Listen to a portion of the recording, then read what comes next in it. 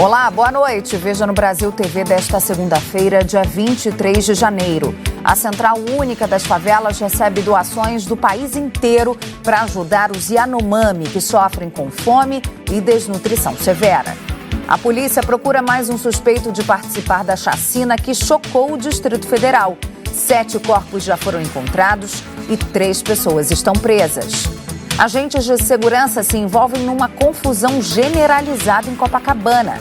E ainda, o fim de semana com um gostinho de carnaval no Recife.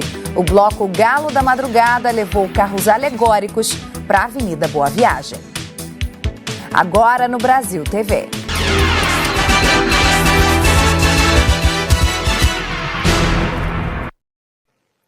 A aeronáutica resgatou mais 16 Yanomamis em estado grave de desnutrição em Roraima. Desde sexta-feira, imagens de crianças e adultos doentes revelam a fome na maior reserva indígena do Brasil. Os Yanomami acusam o garimpo ilegal de prejudicar a caça e a pesca. O governo federal já decretou estado de emergência e está recrutando profissionais da saúde voluntários de todo o país para participar da Frente Nacional do SUS. Os mesmos helicópteros que levam comida aos Yanomami resgatam as crianças e adultos doentes. As aeronaves partem de Boa Vista e entregam as cestas básicas nas localidades indígenas. Essas fotos são dos 16 Yanomami resgatados no domingo, que chegaram agora pela manhã na Casa de Saúde Indígena, na zona rural da capital de Roraima. Eles estão em estado de desnutrição grave e vivem em uma área invadida por garimpeiros. Para ampliar o atendimento, a aeronáutica deve completar a instalação de um hospital de campanha na sexta-feira. A reserva Yanomami, demarcada em 1992, é a maior do país. Fica na região oeste do estado de Roraima e norte do Amazonas. Nela, vivem cerca de 30 mil indígenas. Segundo associações ligadas aos Yanomami, 20 mil garimpeiros invadiram a reserva para explorar a terra ilegalmente. Especialistas afirmam que a contaminação dos rios com mercúrio do garimpo ilegal prejudica a caça e a pesca, causando a desnutrição. Pelo menos 715 Yanomami foram atendidos na Casa de Saúde de Boa Vista neste ano. Dados do Ministério da Saúde mostram ainda que entre 2019 e 2022, nos 4 anos do governo Bolsonaro, 570 crianças Yanomami morreram de causas evitáveis. Um aumento de quase 30% em relação aos 4 anos anteriores. Equipes médicas do Ministério da Saúde chegaram na região no dia 16. A pasta declarou emergência de saúde pública na sexta-feira e abriu inscrições para profissionais da saúde que queiram voluntariamente fazer parte da Frente Nacional do SUS. No sábado, o presidente Lula foi até Roraima. Desde a divulgação das primeiras fotos com o estado de saúde dos indígenas, associações estão se mobilizando para ajudar. Aqui em São Paulo, a Central Única das Favelas tem 3 centros de distribuição como esse aqui, que recebe doações de alimentos e produtos de higiene. Essa é apenas uma parte do todo. A CUFA tem alcance nacional e mobiliza 5 mil favelas de todo o Brasil na campanha para ajudar os Yanomami. A gente não poderia ficar de braços cruzados e de maneira alguma deixar de ajudar, né? Então nos mobilizamos todos em cima disso para poder fazer com que mais rápido chegue esses alimentos para que essa situação se desfaça. Lideranças da CUFA e da Frente Nacional Antirracista estão em Boa Vista para cuidar da logística de distribuição das doações. Nós precisamos de colaboração, de solidariedade e que o Brasil dê as mãos, né, diante de um fato tão grave e que não deveria existir em pleno século XXI. Organizações de referência no combate à fome já estão em Roraima, atuando no território Yanomami. A nossa página de doações, paraquemdoar.com.br, tem os contatos dessas organizações para quem puder colaborar. Polícia de Mairiporã, na Grande São Paulo, pediu perícia e exames complementares na investigação da morte de uma jovem no fim de semana. Elizabeth Nayara, de 18 anos, foi atropelada depois de uma briga envolvendo vários jovens. Os vídeos que circulam nas redes sociais mostram a confusão no centro de Mairiporã. Dá para ver que o rapaz encostado no carro vermelho vai em direção a um grupo e dá um chute em alguém. Esse teria sido o início da confusão. Depois, imagens de câmeras de segurança mostram rapazes e moças descendo a pé a rua Laudemiro Ramos, a poucos metros de onde houve a briga. Um jovem corre pelo meio da rua e o carro vermelho, que desce em alta velocidade, atropela a moça que tentou escapar. Com o impacto, ela é arremessada a metros de distância. Nós não vamos exibir a imagem toda porque ela é muito forte. O carro ainda atinge a grade de uma casa e só para quando bate num muro em frente. Elizabeth Nayara Pedroso da Silva, de 18 anos, morreu na hora. Ela era de Guarulhos e estava passando uns dias na casa de parentes. Moradores filmaram o resgate de uma pessoa que também estava dentro do carro. O motorista do carro, Kaique Maurício da Silva, de 23 anos, foi preso em flagrante por homicídio na condução de veículo. A polícia disse que ele tinha bebido e dirigia sem habilitação. Em Campo Grande, a polícia procura uma motorista que atropelou de propósito e matou o namorado da mãe dela. O crime foi gravado por câmeras de segurança. As imagens são fortes. Oswaldo Nóbrega tem os detalhes. Policiais estiveram na casa da motorista e de parentes, mas ela não foi localizada. De acordo com a polícia, a mulher que atropelou um homem de propósito deve responder por homicídio. Se houver condenação, pode pegar até 20 anos de prisão. A vítima, segundo a polícia, é o namorado da mãe dela. E segundo as investigações, momentos antes, ele teria agredido a companheira. Tudo aconteceu na noite desse domingo, no bairro da região sul de Campo Grande. As imagens das câmeras de segurança impressionam pela violência. O homem de 39 anos estava sentado na calçada em frente ao mercado quando foi atropelado.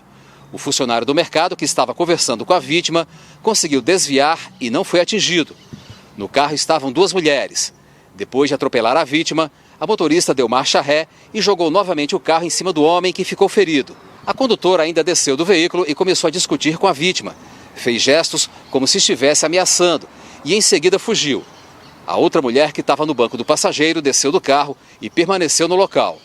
O homem foi socorrido e levado para a Santa Casa de Campo Grande em estado grave. Ele morreu na manhã desta segunda-feira durante uma cirurgia. Oswaldo Nóbrega, de Campo Grande, para o Brasil TV. Um homem suspeito de abusar sexualmente de uma criança de 3 anos foi preso na cidade de Colinas, no Maranhão. Murilo Lucena tem as informações.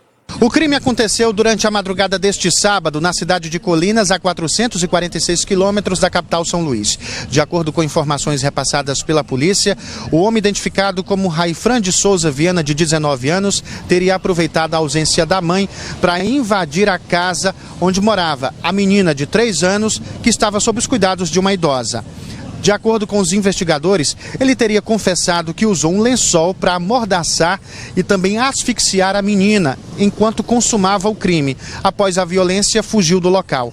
Parentes a encontraram caída no chão e com dificuldades para respirar. A levaram para um hospital da região, onde ela recebeu os primeiros atendimentos, e só então a criança foi transferida para o IML na cidade de Timon. Um laudo do Instituto de Criminalística confirmou a autoria do estupro. Raifran já tinha passagem pela polícia por outros crimes, entre eles o de dezembro do ano passado pela tentativa de assassinar a própria mãe. A polícia lhe teria dito que estava sob efeito de drogas. Ele foi preso na tarde de domingo e agora está à disposição da justiça. De Caxias, Murilo Lucena, para o Brasil TV. A Polícia Civil do Paraná prendeu hoje 9 pessoas suspeitas de integrar uma quadrilha de roubo de cargas. Esse grupo é suspeito de ter desviado mais de R$1 milhão em itens que seriam vendidos no show do cantor britânico Harry Styles em Curitiba. Wesley Cunha tem as informações. Olá, esse assalto a uma van carregada com produtos que seriam vendidos no show do cantor Harry Styles foi em dezembro do ano passado aqui na região de Curitiba. Essa carga foi avaliada em aproximadamente R$1 milhão e uma parte dela foi recuperada hoje. Roupas, acessórios estavam sendo vendidos em um brechó e agora a polícia vai investigar se os donos sabiam da origem ilícita das mercadorias. A polícia cumpriu então 9 mandados de prisão e 15 de busca e apreensão hoje cedo em Curitiba e em outras 2 cidades da região região metropolitana. Os agentes apreenderam itens usados nos roubos, como bloqueadores de sinal de rastreamento e armas. Segundo a polícia, um dos investigados não foi preso porque está fora do Brasil. De acordo com a polícia, esse grupo circulava por rodovias, eles ficavam observando os caminhoneiros e quando viam uma potencial vítima, faziam esses motoristas reféns e depois os deixavam em uma região de mata. Em setembro, 2 pessoas da quadrilha foram presas por roubar uma carga de óleo vegetal e depois, cruzando os dados, os policiais descobriram que eles faziam parte do mesmo grupo envolvido no roubo dos itens que seriam vendidos no show do cantor Harry Styles. Segundo o delegado que está à frente dessa investigação, a escolha das cargas era de forma aleatória. Agora a polícia tenta identificar os receptadores desses produtos roubados, que foram avaliados em pelo menos R$2 milhões. De Curitiba, Wesley Cunha para o Brasil TV. Foi adiado mais uma vez o depoimento de Anderson Torres, ex-secretário de Segurança do Distrito Federal e ex-ministro da Justiça do governo Bolsonaro. Isabela Camargo, em Brasília, acompanha o assunto. A oitiva foi adiada por decisão do ministro Alexandre de Moraes do Supremo Tribunal Federal. Ele atendeu um pedido feito pela defesa do ex-ministro da Justiça e ex-secretário de Segurança Pública, Anderson Torres. Os advogados querem acesso a todos os inquéritos envolvendo atos antidemocráticos, embora o inquérito principal contra o ex-ministro Torres tramite sem sigilo. O ministro Alexandre atendeu o pedido, mas como o processo é sensível, os advogados vão ter que agendar uma data para retirar uma cópia digital do Supremo Tribunal Federal. Anderson Torres é acusado de ter sido omisso e conivente com os atos golpistas de 8 de janeiro. Um outro depoimento já foi agendado na semana passada e Anderson Torres usou o direito constitucional de ficar em silêncio justamente porque não teve acesso a todos esses procedimentos. O novo depoimento deve ocorrer na próxima semana, no dia 2 de fevereiro, às 10h30 da manhã. O Supremo Tribunal Federal abriu hoje 3 inquéritos para investigar os envolvidos nos atos antidemocráticos do dia 8 de janeiro em Brasília. A apuração é para identificar autores, executores e financiadores dos crimes de terrorismo.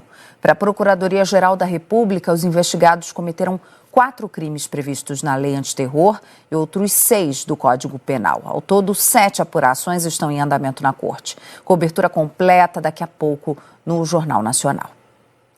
E a gente fala agora sobre a chacina da família da cabeleireira Elisamar Silva, no Distrito Federal.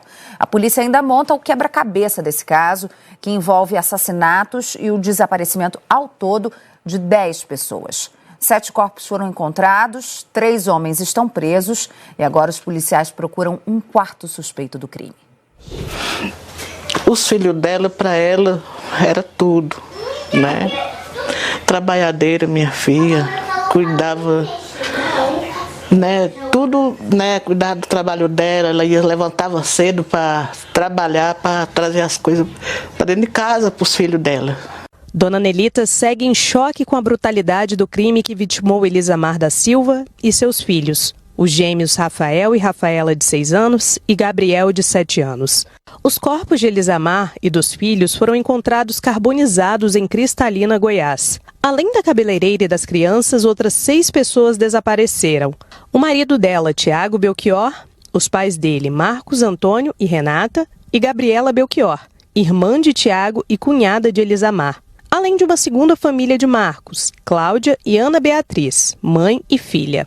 7 corpos foram encontrados até o momento. Além de Elisamar e dos 3 filhos, o corpo de Marcos também foi identificado. A polícia ainda trabalha para identificar os outros 2 corpos. Até agora, a polícia prendeu 3 suspeitos: Horácio Carlos, Gideon Batista e Fabrício Canhedo. E a polícia busca um 4º suspeito: Carloman Santos Nogueira, que está foragido. Foram encontradas digitais dele no cativeiro montado pelos bandidos em Planaltina e no carro de um dos suspeitos. Nós tivemos acesso à imagem de uma câmera de segurança nas proximidades do cativeiro. No dia 14 de janeiro, um carro sai do local. Segundo a polícia, o carro é de Gideon Batista. Logo após, um Siena de propriedade de Marcos Antônio deixa o local. Cerca de 4 horas depois, apenas o carro de Gideon retorna. De acordo com as investigações, neste mesmo dia o carro de Marcos foi encontrado incendiado em Unai, Minas Gerais. A polícia acredita que pelo menos 4 vítimas foram mantidas reféns dentro do cativeiro. Cláudia e a filha Ana Beatriz e Renata e a filha Gabriela. No local, elas foram ameaçadas e obrigadas a fornecer dados bancários para os suspeitos. Era esse local que as vítimas da chacina, a maioria delas, passou por aqui e aqui ficaram durante dias. Podemos falar assim, mais de 10 dias elas estiveram aqui sob julgo dos criminosos, sendo subjugadas mediante arma de fogo, vendadas e amarradas. No cativeiro, a polícia encontrou documentos pessoais das vítimas e um caderno com senhas bancárias. Assim como o cativeiro foi estabelecido, funcionava também como um escritório do crime. Aqui as vítimas tinham que passar a senha, fornecer suas contas e eles saíam, tentavam retirar a quantia que elas tinham no interior de suas contas. Foi também no cativeiro que a polícia encontrou enterrado o corpo de Marcos Antônio, sogro de Elisamar. O cadáver estava esquartejado. Agora, o DNA de Marcos pode ajudar na identificação de um dos corpos encontrados em Unai. É possível fazer exames de DNA comparativos com outros corpos que estejam, no caso, em Minas Gerais, para comprovar cientificamente se de fato aquele corpo não identificado do sexo feminino se trata da filha do senhor Marcos. Então, conseguir identificar geneticamente esse corpo, sendo do senhor Marcos, vai possibilitar a identificação de sua filha e, potencialmente, do outro filho, caso ele esteja morto. A cabeleireira Elisamar Silva e os 3 filhos foram enterrados hoje à tarde, em Goiânia. No Rio de Janeiro, teve confusão na praia de Copacabana ontem à noite. Um chamado para atender uma queixa de furto terminou com uma ação violenta de homens da Guarda Municipal, de agentes da Secretaria de Ordem Pública e de um policial militar. Guarda Municipal, Secretaria e a PM apuram o caso. A pessoa que estava na avenida na hora gravou uma parte da confusão. O vídeo mostra um grupo de guardas municipais, agentes da Secretaria de Ordem Pública e um policial militar imobilizando um homem que aparece sem camisa na calçada. Ele foi agredido com bastões e já no chão com chutes e pontapés. Depois o homem foi algemado. A pessoa que gravou o vídeo disse que o homem agredido trabalha na praia, que os agentes também usaram arma de choque. Ele levou choque, mano. Logo depois, um policial militar dá um soco no vendedor ambulante de camiseta regata que se aproximou. Ele tentou se defender das agressões, foi cercado e levou mais golpes e pontapés de outros agentes. Os guardas ainda bateram num terceiro homem que estava na calçada, que entrou na briga para defender o vendedor agredido. Um carro da Guarda Municipal teve os vidros quebrados. A ação das forças de segurança aconteceu nesse ponto aqui da praia de Copacabana. O caso foi registrado na delegacia. A Polícia Militar informou que está apurando o caso e tentando identificar o PM que aparece nas imagens. A Secretaria de Ordem Pública abriu uma sindicância interna para investigar o uso excessivo da força e afirmou que, caso seja comprovado, os agentes serão punidos. A Secretaria Municipal de Ordem Pública do Rio, a quem está vinculada a Guarda Municipal, disse que os agentes foram acionados para atender um caso de roubo de cordão e que, chegando ao local, os guardas viram a vítima do furto sendo agredida pelos possíveis furtadores. Houve a intervenção por parte dos agentes públicos, foram detidos pelo menos 2 indivíduos que foram conduzidos à delegacia de polícia como possíveis autores dos furtos e populares que provavelmente não sabiam o que estava acontecendo, se colocaram contra os agentes públicos, fazendo arremesso de garrafas. Para este pesquisador da área de segurança, houve falhas na atuação dos agentes. É interessante que, mesmo com a apuração penal do caso, as próprias instituições elas possam rever seus protocolos, oferecer melhores treinamentos, oferecer melhores materiais para que possa debelar logo no início esse tipo de ocorrência que é desgastante, né, para a imagem do Estado e principalmente para a imagem da instituição. E a seguir, na semana de aniversário de São Paulo, a cidade ganhou painéis que colorem as ruas e fazem uma homenagem aos indígenas e ativistas assassinados no Brasil nos últimos anos.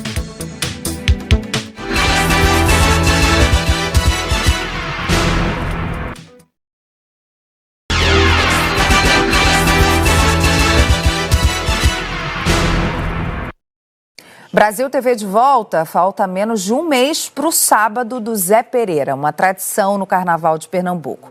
Mas até que o dia 18 de fevereiro chegue, os foliões por lá já estão matando a saudade do Galo da Madrugada. Este domingo teve uma prévia na Avenida Boa Viagem, no Recife, um aquecimento para o dia oficial do desfile. Os clarins anunciam, o Galo da Madrugada tá na rua. Opa, carros alegóricos na Avenida Boa Viagem, pessoas fantasiadas, um galo? Calma, gente, ainda não é o desfile oficial e o Galo não mudou de endereço. Esse domingo foi só uma pequena amostra do que o público vai acompanhar no sábado de Zé Pereira, dia 18 de fevereiro. Sou apaixonado, não perco um galo. Todo ano, eu e minha esposa, a gente tá no Galo da Madrugada, no chão, nada de camarote, é no chão. Que é um carnaval da democracia, né? Depois de 2 anos sem carnaval, a direção do Galo da Madrugada resolveu mostrar um pouquinho do desfile deste ano. 3 dos 6 carros alegóricos que vão desfilar foram trazidos à avenida. O tema deste ano é Viva a Vida, Viva o Frevo, Viva Enéas. Em 2021, o fundador do Galo da Madrugada, Enéas Freire, completaria 100 anos. Mas como não teve carnaval, o bloco está celebrando o centenário este ano. Faltam menos de 30 dias para o carnaval, para o Galo da Madrugada, né, o grande desfile. A gente espera isso há 2 anos e parece que esse sonho está voltando a se realizar. Então a gente veio dar um pouquinho do gostinho para as pessoas voltarem ao clima de carnaval, voltarem àquele amor que a gente tem por essa grande festa popular. Então é um presente que a gente está dando para a cidade, apresentando alguns dos carros alegóricos com o tema do Galo desse ano. Num calor de 32 graus, o povo acompanhou animado do Parque Dona Lindu até o 2º Jardim de Boa Viagem, um percurso de 5 quilômetros. Não teve quem não frevasse ouvindo a orquestra mirim do Galo da Madrugada. Todo mundo no aquecimento e na expectativa do dia oficial do desfile. Essa animação é reverência do Carnaval de Pernambuco. Recife é fantástico. Eu sou alagoana, mas amo Recife. Adoro Olinda. Estamos aí pro Carnaval.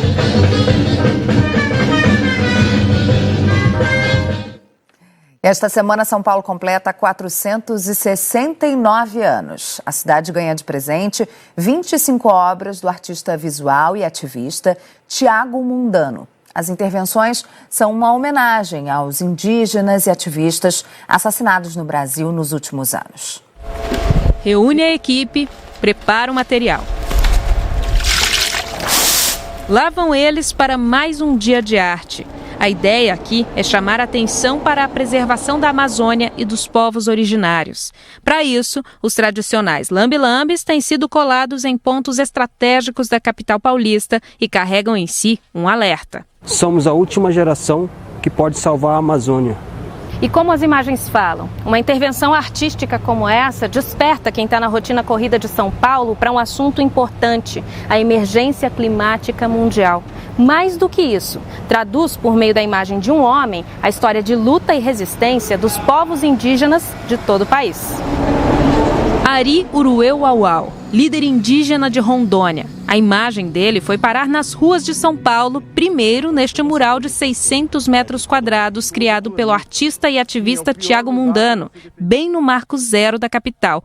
Tudo foi registrado nesse mini documentário. Ali é o fórum, então todo mundo da janela do fórum consegue ver de frente essa obra. Tiago Mundano fez uma releitura do quadro Bananal, de Lazar Segal, com a imagem do líder indígena. A matéria-prima usada foi composta por cinzas das queimadas da Amazônia e por terra de São Paulo. Eu coletei 90 quilos de terra, onde eu peneirei e fiz esse tom que é o corpo. É o corpo, a pele do Ari Urueu-Uauau. Ari Urueu-Uauau foi assassinado em abril de 2020. O inquérito sobre a morte dele foi finalizado 2 anos depois, em agosto do ano passado.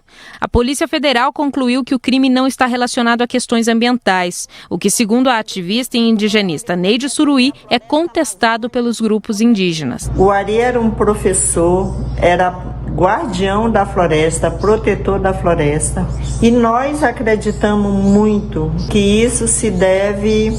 O assassinato está relacionado a todas as invasões. Os invasores derrubaram no limite. Você está na aldeia e você consegue ver toda a floresta destruída ao redor. Então colocar o Ari no centro de São Paulo é uma redemarcação do Marco Zero, que a gente não pode mais aceitar que desde a invasão portuguesa até hoje a gente tem extermínio. Não dá para normalizar.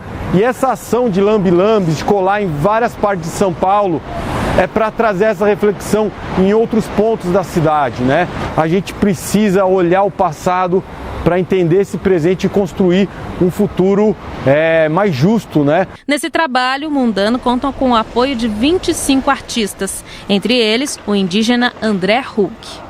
Trazer essa reflexão no dia do aniversário de São Paulo, né? Trazer essa reflexão para as pessoas de São Paulo, né? Para os moradores de São Paulo é muito importante, né? Para a gente não deixar batido quem verdadeiramente já estava aqui há muito tempo, né? Essa homenagem feita em São Paulo, eu espero muito que chame a atenção para isso, que volte os olhos para cá, porque a Amazônia vive uma guerra invisível. Uma guerra onde os indígenas estão sendo mortos.